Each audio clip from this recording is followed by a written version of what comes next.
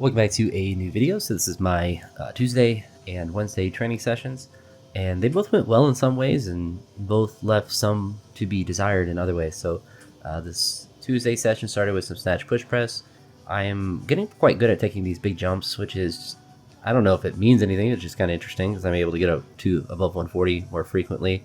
This is 157, missed it the first time, and then the second one, it was close with my right arm, which is interesting because it's usually my left arm that gives me issues as far as locking out. Didn't quite get there, but definitely really close. So for like a working max, or the number I'm trying to beat would be 157 there, but it was pretty close. Then moved on to push press, and these went really well. So I was able to hit a PR triple with 125, and they just felt really good. You kind of just, when you're kind of in a groove with push presses, at least for me, it feels lighter on my chest, and it feels like everything is just more tight with my upper body, but everything just felt really easy to do.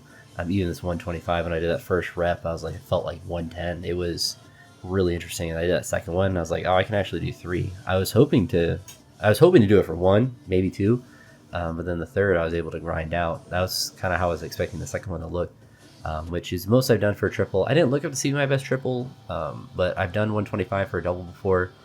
So that's definitely an improvement there. And then the 133 I did here after, that is 2 kilograms below my best 135 I did a couple weeks ago, best lifetime. So definitely, ideally, going 125, 133 would allow me to jump to like 137 or 138 after to go for a PR attempt. Then moved on to doing some jerks. So went 70, 120, and then took the big jump to 150, which this jerk, my footwork felt really good. But it was like I went too low first. I don't know. It was weird. My left arm, you kind of see it there, kind of wobble. I caught it weird. It didn't hurt or anything, but it was like I was deeper under the bar than I normally, which is a good thing in general. But I think it just put my arm in a weird position, so it kind of like locked and unlocked, if that makes sense. Usually, I very rarely catch it pressed. Usually, I catch it and then it rebends or whatever. But there you saw the last 160. I actually hit the back wall above that sign. There's panel or linoleum panels or whatever. I bumped one of those, so I just threw it down. It wasn't worth trying to continue to save at that point. That's very similar to the snatch push press, but I definitely had it. If I had more space, I felt like I was getting it stable. So I was happy to get it on the third attempt.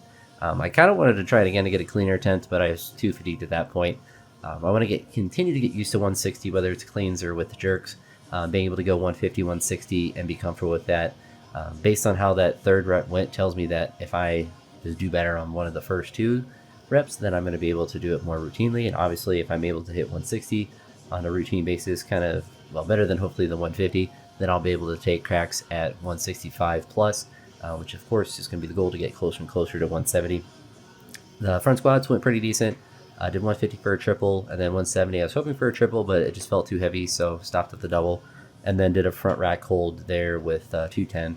Just because I had on the bar. I don't do a lot of them or really worry about them, but it's mostly nice for the front rack mobility aspect of it, more so than anything else, which honestly is something I should do more. Snatches today were quite bizarre. So you see there, I just kind of just missed 70, and you'll kind of see this throughout the session. I'm just randomly missing weights. But then I was able to get up and to 115. So I had 2 attempts at doing a double before I was able to make it, but I was on the second rep, which in doubles, ideally you miss the second rep because of fatigue. In my case, I kept missing the first rep with these random sets. 90 I made, and then you'll see 100 I ended up missing the first rep and then making the second one. The second one felt kind of weird, like it was kind of too far. You'll kind of see it kind of drift back in my hands on the catch. Not on this first one, I just missed. But I just wasn't extending enough. And I could feel what I was doing wrong, which is why I didn't mind continuing to go. You kind of see there that wobble. Felt weird, but I was fine going up and trying 110, and rep felt good. And then the second one felt good as well. We'll see how this one looked. Yeah, so not as good extension, but that's if you're gonna have a rep that's more difficult, you want it to be the second one. This is my first attempt at 115, and part of me wanted to go up to 120 after making that double in the last one. Even after this one, I was like, I could do 120, but I was like, no, I gotta hit it for a double. And then like the first reps, honestly, for all the sets felt good. You see there, just didn't extend enough. And then on this last one, made one major adjustment, just trying to extend more. Like this first one felt good, but I really just waited a little bit longer between reps. So I guess kind of like a cluster, but just really tried to extend as hard as I could and was able to get it. So quite happy with that. And then moved on to doing some cleans. Was quite happy with how these went. The goal was, way up, a difficult goal to achieve would have been 160 for a double, which I believe I've done before in the past. But I wanted to make this jump to 150 and do that for a double. And I was like, if I can get 160 for a double, that would be really great. But 150 for a double, I'll be happy because I haven't done clean doubles in a while. And just cleaning 160, I was happy with.